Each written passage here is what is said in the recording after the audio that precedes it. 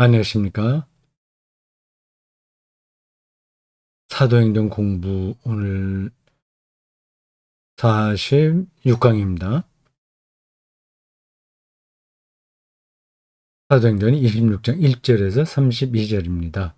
여러분들 화면에 강의한 원고가 올라가 있죠. 바울의 변론 3 이렇게 되어 있습니다. 자, 먼저 성경을 보겠습니다.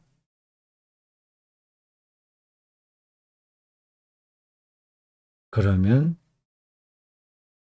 화면에서 윈도우 캡처 앞에 거를 그리겠습니다.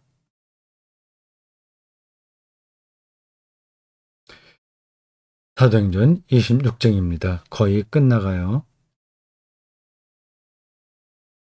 28장까지입니다. 26장에서는 바울이 아그리빠 왕과 그의 누이 누굽니까? 깜빡도 했네. 버니게요. 깜빡했습니다. 버니게. 예. 아그리빠 왕과 총독 베스도와 버니게 그리고 귀족들 또 고위 관료들이 모인 자리에서 자기를 변론합니다. 그리스도교 복음을 변호하는 거죠. 지금은 재판받는 게 아니에요. 고발 당해서 재판받은 건 앞에서 있었습니다. 예루살렘에서 사내들은 대표자들이 왔죠. 더둘론가 누군가 그 변호사까지 대동해서 그들이 와서 바울을 고발했습니다. 그거는 무의로 돌아갔죠. 바울이 여러 번에 걸쳐서 자기를 변호합니다. 변론이라고 할 수 있어요. 근데 이번에는 고발 고소가 아니라 그 바울의 얘기를 듣고 싶어 하는 사람들에게 이야기하는 겁니다. 좀 특이한 상황이에요. 이 아그리빠가 이제 신임 총독 베스도가 부임한 걸 계기로 와서 서로 인사하고 앞으로 잘해보자. 그런 정치적인 행사를 한 거죠. 그러다가 베스도가 이건 뭐 바울 이 건 때문에 좀 약간 골치 아프다. 황제에게 상소를 했는데 어떻게 이거를 문안을 작성해서 올려야 될지 확실하게 모르니까 당신이 좀 도와달라. 그렇게 요청을 하죠. 아그리빠가. 그 베스토가 아그리빠에게 요청을 하죠. 지금 정신없네요. 말이 왔다 갔다 합니다. 이거 개인적인 이야기를 해서 미안합니다. 지금 방금 제가 테니스장에 갔다 왔거든요. 열심히 뛰다가 다시 그 테니스장에도 샤워실도 있습니다. 다 씻고 돌아와서 여기선수 아카데미 사이트에 댓글 달고 약간 늦은 밤에 이걸 녹화하고 있습니다. 내일 아침에 업로드 하려고 합니다. 바깥에 나가서 열심히 뛰다 들어왔더니 집중력이 조금 떨어진 것 같습니다. 뭐 그렇지 않다고 하더라도 저의 집중력이 이렇게 높은 건 아닙니다. 이 단어, 사람 이름, 뭐 그런 것들이 이렇게 조금씩 정확하게 혹은 또 좀 빨리 제 머리에서 이렇게 튀어나오지 않을 때가 있어요. 아그리빠가 그런 부탁을 받은 거죠.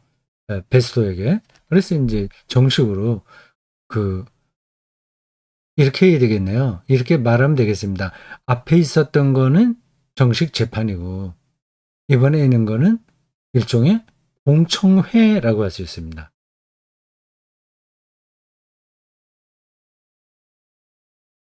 26장이 좀 길죠. 1절에서 제가 요거 복사해서 여기다 붙였습니다. 32절까지 있습니다. 이 전체가 다 주로 바울이 하는 얘기고, 뭐 중간중간에 그 아그리빠가 얘기하는 게 나와요. 네, 베스도도 나오고요. 그러나 이제 전체를 끌고 가는 사람은 바울입니다. 27장, 28장, 27장과 28장 다음에 보게 될 거기에서는 바울의 그 리더십이 더 확실하게 나타납니다. 이 27장, 28장은 이제 상소를 했기 때문에 로마로 소송당하는 이야기입니다. 큰 폭풍을 만나고 등등 해서 폭풍 이름도 나오던데요. 아굴라라고 하던가요? 아, 그 공청회가 지금 열리고 있다. 그렇게 생각하시면서 이 내용을 들으시기 바랍니다. 일반 대중들이 온 건 아니고 왕, 총독, 그리고 공주, 왕의 누이 동생, 원래 공주였어요. 어디 결혼했다가 다시 오빠한테 왔어요. 그리고 여러 고위 관료들이 있는 자리입니다. 1절 아그리빠가 바울에게 이르되 너를 위하여 말하기를 네게 허락하노라 하니 이에 바울이 손을 들어 변명하되 아그리빠 왕이여 유대인이 고발하는 모든 일을 오늘 당신 앞에서 변명하게 된 것을 다행히 여기나이다.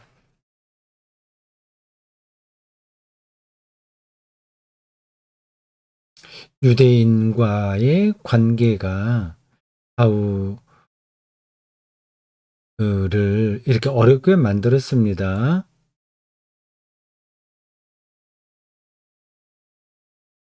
근데 그 당시의 상황이 어땠는지는 앞에서 여러 번 말씀드렸기 때문에 다시 반복하지 않겠습니다. 그 유대인과 유대 그리스도인이 있습니다.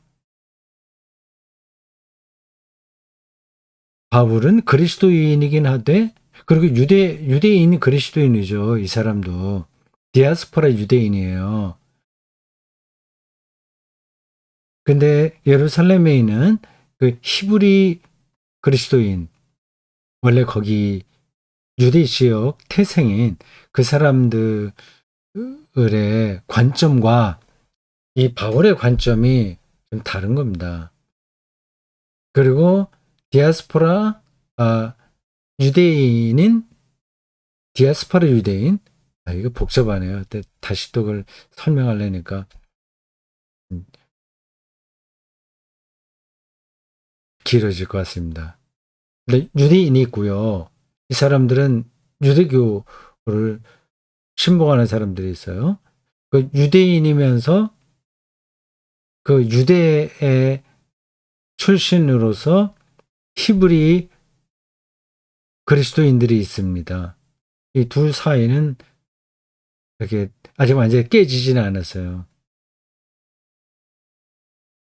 그 유대인으로서 디아스포라로 살던 사람 중에 그리스도인들이 있고요. 이제 더 나가면 이방인 그리스도인들이 있습니다. 그러니까 이방인 그리스도인, 헬라파 그리스도인, 히브리파 그리스도인, 그리고 더 왼쪽엔 유대인이 있는 거죠. 유대교인들이 있는 거죠. 좀 이렇게 복잡해요.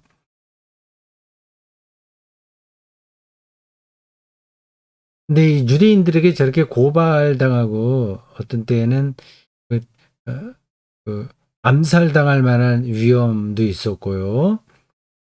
그리고 대중들이 공개적으로 그걸 린치를 했어요. 분위기가 아주 사나웠습니다. 그렇다면 예루살렘에 있었던 그리스도인들이 바울을 도와줘야 되잖아요. 근데 그 사도행전에 그런 얘기가 나오지 않습니다. 그게 좀 이상한 거예요. 자, 다시 진도 나갑시다. 3절. 특히 당신이 유대인의 모든 풍속과 문제를 아시민이다. 아그리빠는 그 지역의 왕이라서 몇 년 왔다 가는 그 총독들하고는 달리 그 지역의 상황을 잘 아는 거죠. 그 지역이 또 유대 지역이니까 그 아그리빠가 유대인들의 여러 가지 문제들, 뭐 종교나 정치, 뭐 사회 이런 문제들을 알고 있었습니다. 그걸 이제 인정하는 거예요. 바울이 다행스럽다. 이 상황을 아는 사람 앞에서 내가 이야기를 하게 된 게 얼마나 다행이냐. 여기에요. 당신이 유대인의 모든 풍속과 문제를 아시민이다. 그러므로 내 말을 너그러이 들으시기를 바라나이다. 멋지게 그 말문을 열었습니다. 내가 처음부터 내 민족과 더불어 예루살렘에서 젊을 때 생활한 상황을 유대인들이 다 아는 바라. 그건 뭐 역사적 사실입니다. 예루살렘에서 젊었을 때부터 생활한 상황이라고 했는데 이 여기 지금 깔끔하게 정리가 되지는 않았어요. 이 바울의 고향은 다소입니다. 그런데 아마 젊어서는 예루살렘에 와서 공부하고 또 유대교 생활을 바리새인으로서 그걸 열심히 한 것 같습니다. 근데 고향은 다소예요. 근데 잠시 예루살렘에 머물렀던 것 같습니다. 그래서 잠시인지 조금 세월이 되는 건지 그것까지는 정확하게 모르겠어요. 예루살렘에서 좀 두각을 나타냈던 것 같습니다. 가마리엘 문화생이라는 말이 있으니까요. 그리고 이 바울이 신약 성경 중에서 상당히 많은 부분을 쓰지 않았습니까? 대단한 거예요. 바울이 없었다면 그리스도교가 어떻게 됐을지 그건 참 어, 퀘스천 마크입니다. 특이한 인물이에요. 예수님을 직접 만나보지도 못했는데 만나본 사람들보다 더 깊이 있게 복음을 설명하고 있어요. 그 어떤 일이 일어나는지 이 바울에게 어떤 일이 일어나서 그렇게 예수 그리스도에 대한 믿음이 확고해졌는지 생각할 거리가 많습니다. 예수와 바울 관계에 대한 책도 있어요. 누구예요? 이름이 기억 안 나네. 그분이 쓴 책을 아주 옛날에 제가 샀습니다. 예수와 바울이에요. 윙엘입니다. 그래. 에버하르트 윙엘이라고 하는 신학자, 메넨대학교 대학 개신교 신학부, 파넨베르크하고 같은 대학이네요. 거기서, 조직신학, 성서신학인가 조직신학이겠죠? 네, 그걸 가르친 분입니다. 지금 생존에 계실 거예요. 그분이 박사학위 논문으로 예수와 바울을 쓴 것 같습니다. 이화여자대학교 무슨 문고 시리즈에서 허역 선생님이신가? 그분이 번역해낸 책인데, 제가 아주 옛날 책이에요. 쭉 한번 훑어보긴 했어요. 꼼꼼하게 한번 읽어볼까, 마음을 진작에 먹긴 했습니다만은, 못했어요. 올 겨울에 한번 읽어야 되겠습니다. 한번 읽긴 읽었는데, 이제 좀 더 꼼꼼하게 한번 읽어보려고요. 근데 그런 책을 읽는다고 해서 모든 문제가 해결되는 게 아닙니다. 학자들은 그 자연과학도 마찬가지인데 일부를 밝히는 거예요. 그리고 그, 어, 자기가 밝히는 것들은 앞서 연구된 걸 전제해요. 그래서 앞에 전제한 게 잘못됐다고 하는 게 나타나면 자기의 가설도 무너지거든요. 이 자연과학도 가설입니다. 이제 이런 표현이 좀 정확한 건 아니에요. 정확하지 않다기보다, 지금 내가 뭐를 말할 준비가 되지 않은데, 근데 자연과학의 이 가설이라고 하는 건, 이건 이제 근거가 없다는 얘기 아니라 확정적이지 않다는 얘기입니다. 이,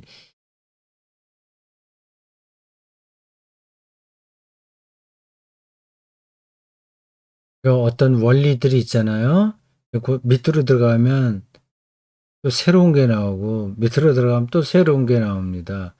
근데 어떤 그 과학적 가설이 그래서 제가 가설이라고 한 거예요. 틀렸다고 하는 게 아니라 이 가설로 해명할 수 없는 영역이 계속 나와요. 다 해명이 되는 게 아닙니다.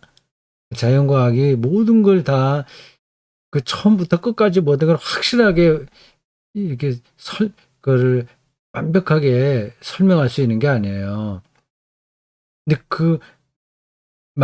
상당히 옳은 걸 이야기하는데 그게 다 설명하지 못하는 부분들이 또 나오게 되는 겁니다. 그럼 이제 그걸 또 연구해 봐야죠. 그런 점에서 이제 가설이라고 하는 겁니다. 예, 그 예수와 바울의 그 관계도 융일이 쓴 책으로 다 해결되지는 않습니다. 하여튼 뭐 말이 좀 옆으로 갔습니다만은 이 바울이 아주 특별한 인물이라서 그래서 계속 그 관심이 가요.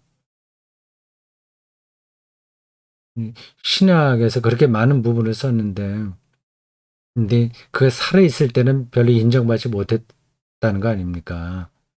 이제 앞에서 얘기했죠. 그 저렇게 어려운 유대인들에게 무고를 당하고 그 신상의 큰 위기까지 갔는데 거기 예루살렘에 있었던 히브리파 그리스도인들이 전혀 돕지 않잖아요. 이게 이상한 거죠. 5절 일찍부터 나를 알았으니 그들이 증언하려 하면 내가 우리 종교의 가장 엄한 팔을 따라 바리새인의 생활을 하였다고 할 것이다.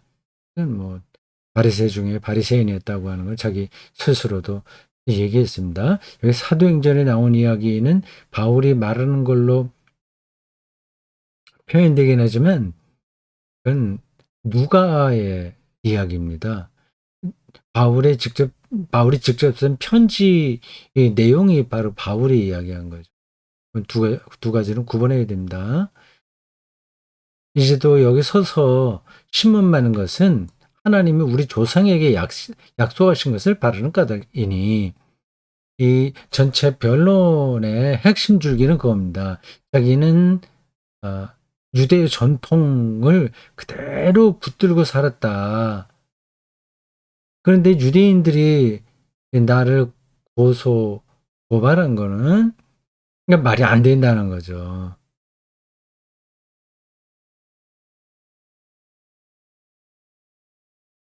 이제도 여기 서서 신문 맞는 것은 하나님이 우리 조상에게 약속하신 것을 바라는 까닭이니.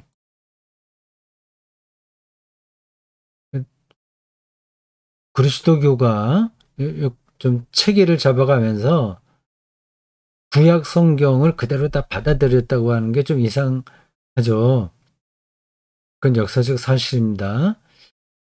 우리가 일반적으로 알고 있듯이 유대교가 그 예수 그리스도를 십자가에 음, 십자가에 처형시킨 장본인이라고 한다면 초기 그리스도교가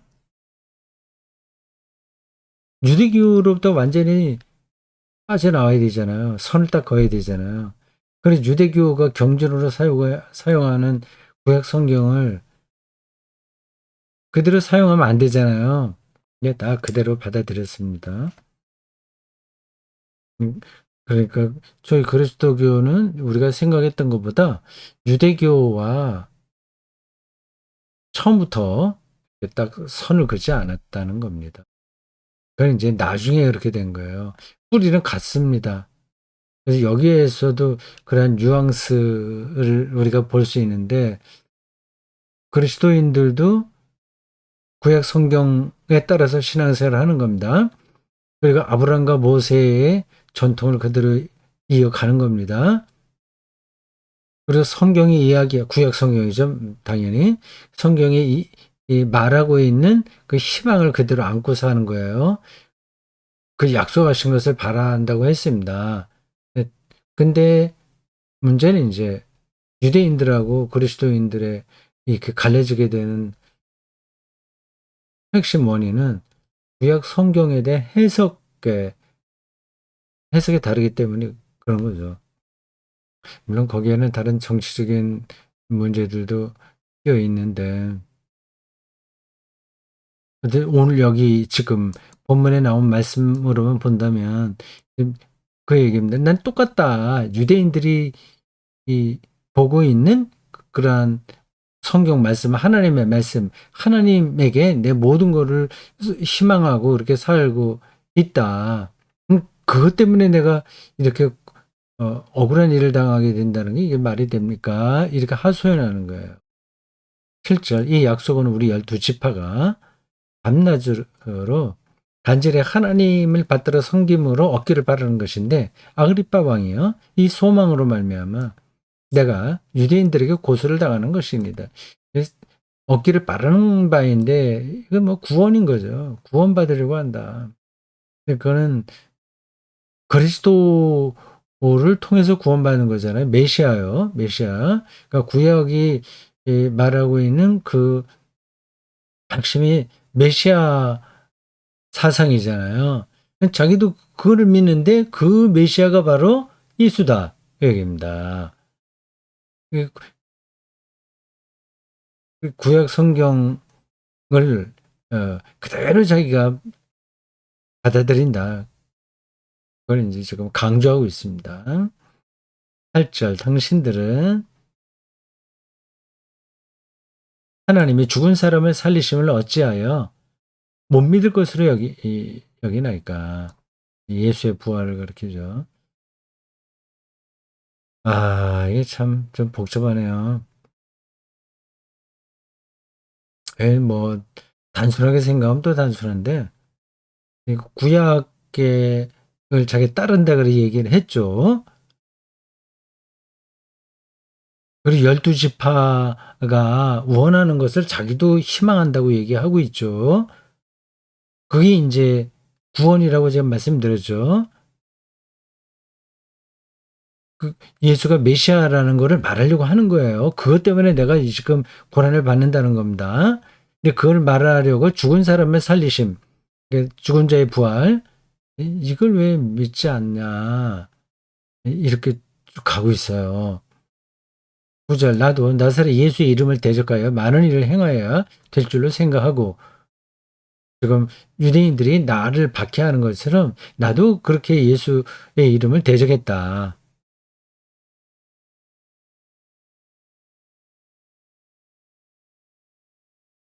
그러니까 유대인들은 여전히 구약 성경을 근거로 예수를 대적하고 이 바울은 구약 성경을 근거로 예수를 그리스도로 믿는 거잖아요.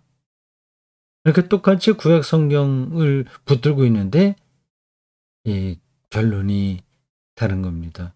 결론이 완전히 다른 건지 아니면 좀 생각의 차이인지 그건 좀 더 두고 봐야 됩니다.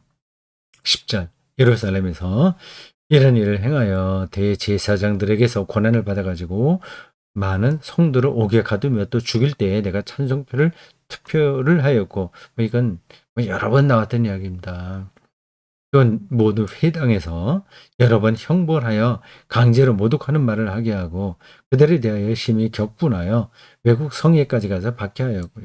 이 바울 이야기에서 자주 나오는 겁니다. 그리스도인들 박해했다. 그러다가 자기는 돌아섰다. 그 이야기는 바울 스스로 다른 데서도 했습니다.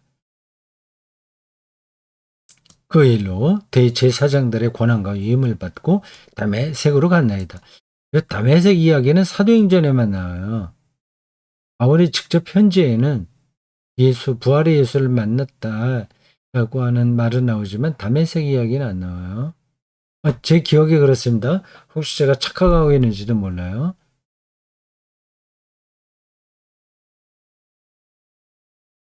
이 다메섹 이야기가 사도행전에는 이제 확실한 걸로 나와요. 왕이요, 정오가 돼요. 이건 이 바울의 부활의 예수 경험에 대한 이야기입니다. 이 이야기가 사도행전에 3번이나 반복된다는 거 하는 거 아시죠? 좀 이상하죠.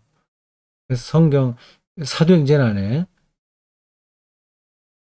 똑같은 이야기가 3번이나 나올 게 뭐가 있습니까? 근데 그렇게 나와요. 이게 중요해서 그렇게 누가가 반복해서 이렇게 편집한 것 같습니다. 근데 그 3가지가 조금씩 또 차이가 있어요. 똑같지가 않아요. 같이 동의했던 사람이 그 부활 예수를 바울이 경험했을 때 소리만 듣고 빛을 못 보기도 하고 빛만 보고 소리는 못 듣고 뭐 그렇게 조금씩 그 3가지 이야기에서 차이가 있습니다. 그게 왜 그런지 왜 그런 일이 벌어졌는지 모르겠어요. 그걸 일치시키면 좋았을 텐데 누가는 그걸 개의치 않고 그냥 뭐 그렇게 뭐 크게 문제가 되지 않은 것처럼 그렇게 편하게 이야기를 하네요. 뭐 이야기 요 문제는 뭐 제가 길게 하지 않아도 되겠죠. 다 아시는 거니까요. 사울아 사울아 네가 어찌하여 나를 박해하느냐. 이런 것들을 실제로 뭐 영국 무대에서 나온 것처럼 아니면 실제로 나타나서 예수님이 부활의 예수님이 나타나서 말씀하신 것처럼 생각하시면 곤란하죠? 아니 그리스도교 전통에 따르면 예수님은 부활 승천하셨어요 이미. 하나님 우편에 앉아 계세요. 근데 그분이 또다시 땅에 내려와서 이 바울에게 나타나셨다? 그렇게 말할 수는 없잖아요. 그건 세상 마지막 때나 재림하실 텐데요. 이 나타났다고 하는 게 뭐냐? 이 여기서 핵심입니다. 예수 경험, 예수가 나타나셨다고 하잖아요. 이번 돌아오는 주일에 할 설교의 제목이 우리 주 예수 그리스도의 나타나심입니다. 고린도전서 1장 7절과 8절 거기에 나온 표현이에요. 우리 주 예수 그리스도의 나타나심. 그리고 8절에는 우리 주 예수 그리스도의 날 이겁니다. 우리 주 예수 그리스도가 나타나셨다고 하는 게 도대체 무슨 뜻이에요? 그걸 이제 우리가 기다린다 얘기하는 겁니다. 바울이 지금 바울 앞에는 나타나셨잖아요. 저런 걸 가리키나요? 근데 바울이 직접 이 부활의 주를 만났다고 하는 어, 그러한 표현과 지금 사도행전에 나온 이 표현하고는 좀 다른 이야기입니다. 다르다기보다도 그 글쓰기의 차이겠죠. 이건 마치 이런 경우하고도 비슷합니다. 바울은 예수 그리스도의 부활을 이제 중요하게 얘기하죠. 고린도전서 15장에도 길게 나오고 그 부활을 목격한 자의 명단도 나와요. 바울 때문에 우리가 초기 그리스도의 상황을 많이 알게 됐습니다. 아니면 바울의 편지가 없었다면 뭐 그런 거 다 모르잖아요. 근데 그렇게 예수님께서 부활하신 사건을 신앙의 가장 중요한 거로 얘기합니다. 부활이 없다면 우리의 믿는 모든 것이 헛되다고 이야기하고 있습니다. 근데 그 바울의 부활에 대한 증언과 복음서에 나온 빈 무덤 이야기는 같은 부활을 얘기하지만 좀 결이 다른 거죠. 글쓰기 방식이 다른 거죠. 이 바울의 부활, 예수 부활 경험이 먼저 있었고, 이 빈 무덤 설화라고 보통 얘기합니다. 뭐 전승이라고 얘기할 수 있고요. 그건 나중에 형성된 거예요. 근데 지금 제가 그거를 단정적으로 말하기 힘듭니다. 그게 먼저 아주 원래부터 있었는데 나중에 복음서에 들어왔는지 아니면 나중에 예수의 부활을 내러티브하게 극화하려고 빈무덤 이야기가 들어왔는지 모르겠어요. 그러니까 이건 분명합니다. 빈 무덤이 있기 때문에 예수가 부활한 게 아니라 예수의 부활이 있기 때문에 빈 무덤 이야기가 들어오게 된 겁니다. 그게 그거 아니냐 생각하실지 모르지만 그렇지 않습니다. 좀 복잡한 문제예요. 돌아오는 주일에 우리 주 예수 그리스도의 나타내심이 뭔가를 저도 좀 깊이 생각해서 설계해 볼 생각입니다. 그 본문을 제가 뭐 한두 번 여태까지 50년 가까이 신학대에 들어가고서부터 그 교회 안에서 살았는데 얼마나 많이 제가 그걸 읽고 또 성경 공부하고 했겠습니까? 근데 그게 나이가 들수록 좀 다르게 다가오는 거예요. 우리 주 예수 그리스도의 나타나심을 기다림이라. 이게 나타나신다고 하는 게 뭐냐 하는 겁니다. 지금 그런 거를 자꾸 지금 요 담에색 도상에서의 이 이야기가 나와서 제가 드리는 거예요. 그 담에색을 가고 있는데 막 정말 뭐가 예수가 나타나서 사울아 사울아 나를 왜 박해하냐 이렇게 생각하시면 안 된다는 얘기입니다. 그럼 없는 얘기를 거기다 썼냐? 이게 아닌 거죠. 이게 글쓰기 방식이라고 할 수 있습니다. 그냥 없는 얘기를 창작했단 말이냐? 근데 고대인들에게는 그런 게 중요하지 않았어요. 하면서 보자. 지금 자꾸 이야기가 더 확장되죠. 좀 정리를 해야 되겠습니다. 예.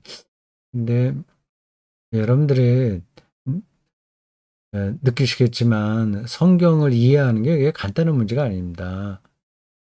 제가 큐티의 한계를 여러 번 말씀드렸잖아요. 성경은 그냥 아는 걸로 줄거리 아는 걸로 해놓고 거기서 내가 어떻게 은혜 받느냐 그쪽으로 가는 게 이제 큐티란 말이에요.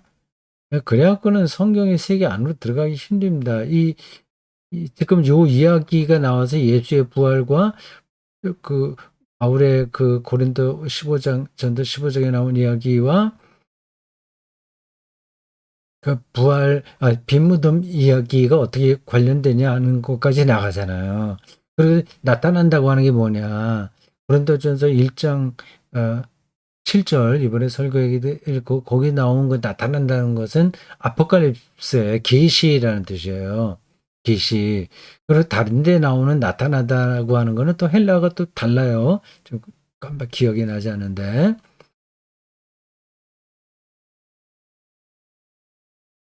그렇습니다.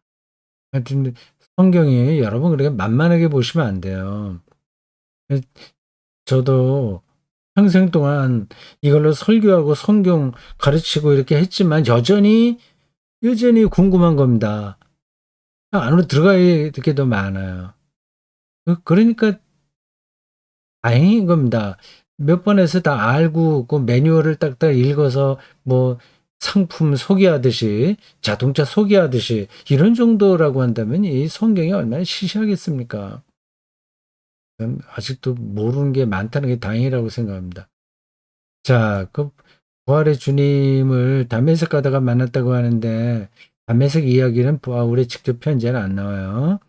누가가 이렇게 드라마틱하게 기록하고 있는 겁니다.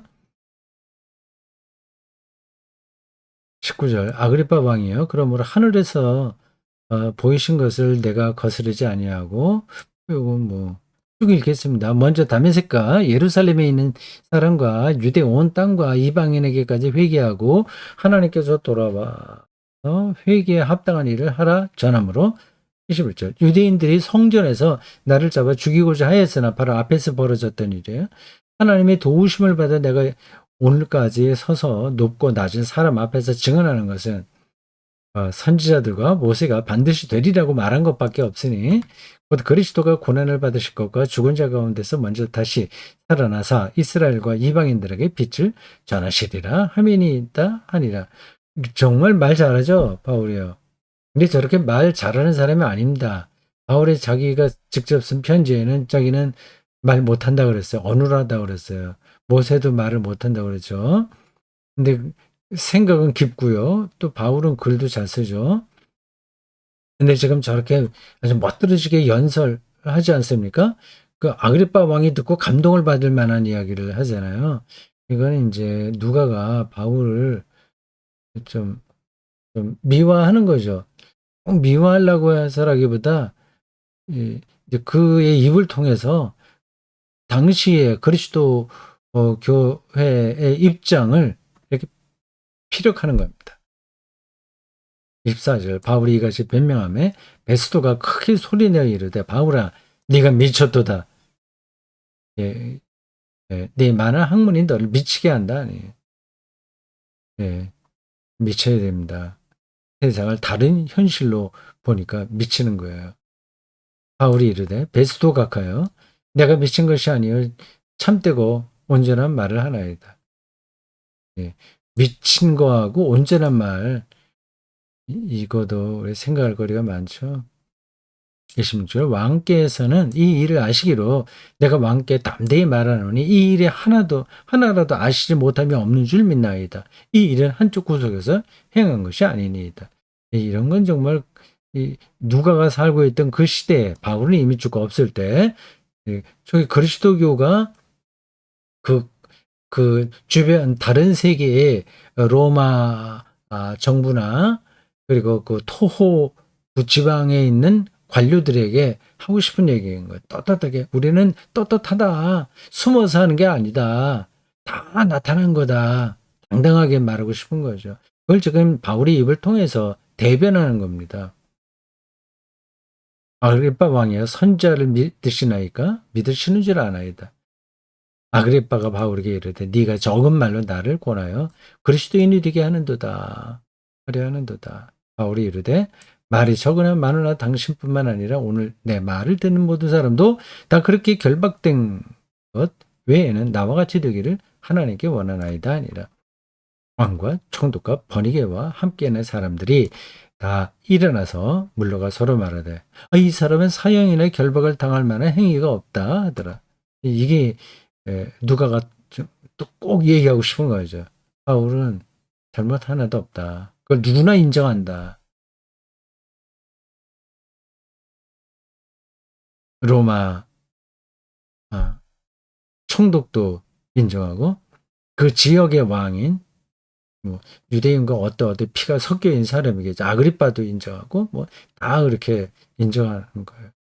그리스도교가 그렇게 박해받을 만한 일이 없다라는 사실을 누가의 그 시대의 상황에서 이렇게 좀 선포하는 겁니다.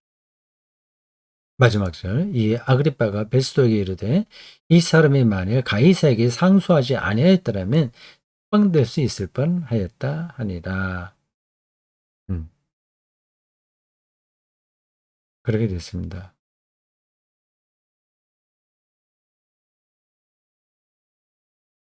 자, 이거 이제 들어가고요.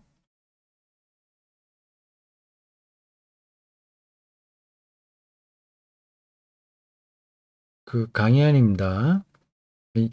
제가 강의안을 대구 선수 아카데미 사이트에 유튜브 연결시키면서 이것도 올려야 되는데 잠깐 까먹습니다. 오늘은 꼭 올려놔야 되겠어요. 예, 여러분들이 좀 읽어보시면 됩니다. 그런 거 없어요. 지금 성경을 읽으면서 설명한 거를 조금 더 체계 있게 여기에 적었습니다.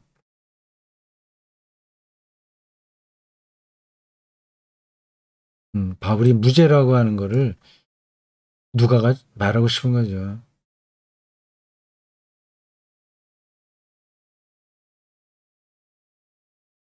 자, 마지막 문단 읽고 마치겠습니다. 누가에 의해서 해석된 바울의 운명이 실제 바울에게서 일어났던 사실들과 어느 정도로 비슷하고 차이가 나는지 우리로서는 정확하게 구분하기 힘들다. 다만 이것 하나만은 분명하다. 누가는 유대계의 율법주의를 극복하기 위한 바울의 치열한 신학적 투쟁을 상당히 완화하는 방식으로 이야기를 풀었다. 막 유대교 율법을 굉장히 비판 많이 했거든요. 로마서 같은 데는. 그 이유는 그런 긴장감을 풀어도 될 만큼 이방 그리스도교가 자리를 잡았을 뿐만 아니라 80년의 기원 후 다시 불기 시작한 유대교의 갱신 운동과 마찰을 줄이기 위한 것이었다. 이런 시대적 배경에서 누가가 중요하게 생각한 주제는 바울이 그리스도교의 대표적인 증인이라는 사실, 그리고 비록 유대교의 고발을 받고 로마의 재판을 받았으나 그들마저 바울의 죄를 증명하지 못했을 뿐만 아니라 오히려 무죄 선고를 내릴 수밖에 없었다는 사실이다. 결과적으로 누가는 이 무죄 선언이 그리스도교 공동체 전체에게 해당한다는 사실을 역설한 셈이다. 그리스도교는 무죄야. 그 얘기죠.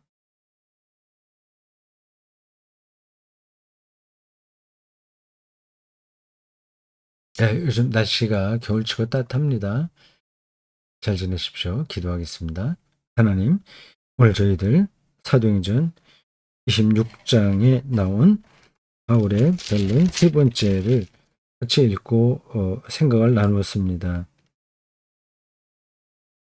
이러한 공부를 통해서 또 성경 읽기를 통해서 우리가 그리스도 신앙의 중심 안으로 그냥 변종만 올리는 게 아니라 실제적으로 그리스도의 신앙 안으로 조금이라도 더 깊이 들어가도록 이끌어 주십시오. 이제 2023년 시작한 지 얼마 안 됐습니다. 금년 안에 우리가 말씀에 대한 갈망이 더 간절해지며 실제로 말씀과 더불어서 살아가는 삶이 더 풍성해지기를 바라며 예수님의 이름으로 기도합니다. 아멘.